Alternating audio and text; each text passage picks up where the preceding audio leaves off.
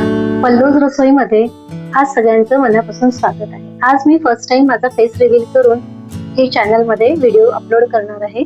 तर आजच्या व्हिडिओमध्ये मी बनवते आहे स्वीटकॉर्नचे कटलेट्स।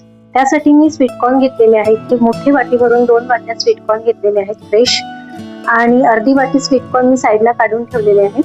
त्यासाठी आपल्याला लागणार आहे 3 बॉईल बटाटे बॉईल करून घेतले आहेत, एक मीडियम साइजचा कॅप्सिकम घेतला आहे, एक मीडियम साइजचा कांदा घेतलेला आहे, 3 हिरव्या मिरच्या घेतलेल्या आहेत आणि 5 ते 6 लसणाच्या पाकळ्या घेतलेल्या आहेत, कोथिंबीर घेतली आहे, लिंबू लागणार आहे, 1 चमचा बेसन आणि 1 चमचा कॉर्नफ्लॉवर घेतलेला आहे आणि इथे आपले बेसिक मसाले घेतलेले आहेत। तर चला बनवूया कटलेट। पहिले हिरवी मिरची छान बारीक कापून घेऊ। हिरवी मिरची तुमच्या आवडीनुसार आपण घेऊ शकता।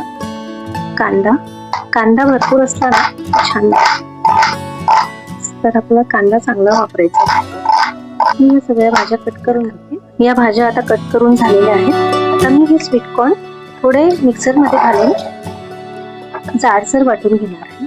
एकदम फाईन पेस्ट करायची नाहीये, जाडसर असं वाटून घ्यायचं।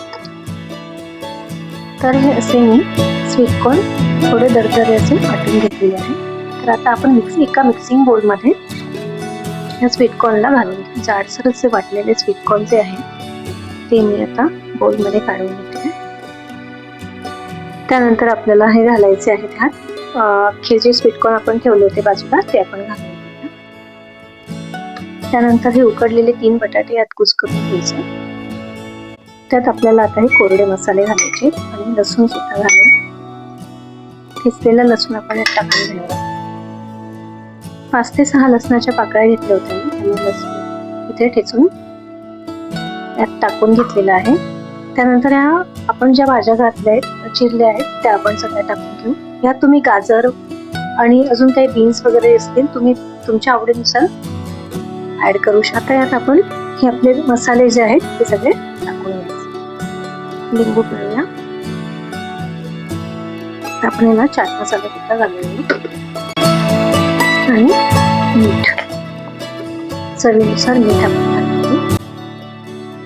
आधी आपण हे छान असं हाताने मिक्स करून घेऊ आणि आपल्याला लागेल तसं बाइंडिंगसाठी आपण हे बेसन आणि कॉर्नफ्लॉवर जे आहे ते आपण ह्यात ऍड करणार आहोत। आता इथे ना मी हे बाइंडिंगसाठी कॉर्नफ्लॉवर आणि बेसन घेतलेलं आहे ते मिक्स करणार आहे।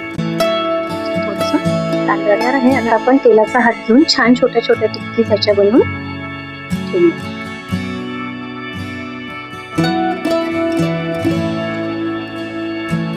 पाहिजे त्या आकारात तुम्ही या टिक्की बनवू शकता।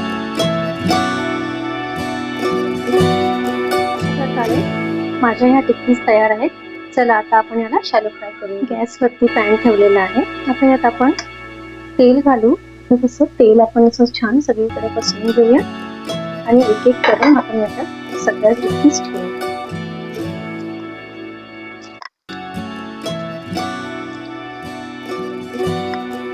छान लो टू मिडियम गॅसवरती याला आपण क्रिस्पी करून घेऊया। दोन्ही साईडला छान भाजून घ्यायचे। वरतून ड्राय झालेले आहेत आपण यांना वरतून सुद्धा ब्रश करून घेऊ आणि टर्न करून घेऊ। तर 5-10 मिनिटांनंतर मी आता ह्याला टर्न करून घेते आहे। बघा छान झालेत खाली। आता दुसऱ्या साईडला सुद्धा आपण असं छान क्रिस्पी भाजून घेऊया। ठीक आहे, बघू शकता छान असा सुंदर कलर आलेला आहे याला। आपण आता दुसऱ्या साईडला सुद्धा असंच छान क्रिस्पी होऊन जाऊ देऊया आणि मग काढून घेऊया। बघू शकता मस्त छान असे झालेले आहेत, क्रिस्पी झाले आहेत वरतून आणि आतून छान नरम असतात। तर हे बघा असे छान माझे कटलेट्स तयार आहेत। मी पुदिन्याच्या चटणीसोबत आणि आतून असे नरम छान कटलेट्स स्वीटकॉर्नचे तयार आहेत। तुम्ही पण हे बनवा आणि कमेंट करून सांगा कसे झाले।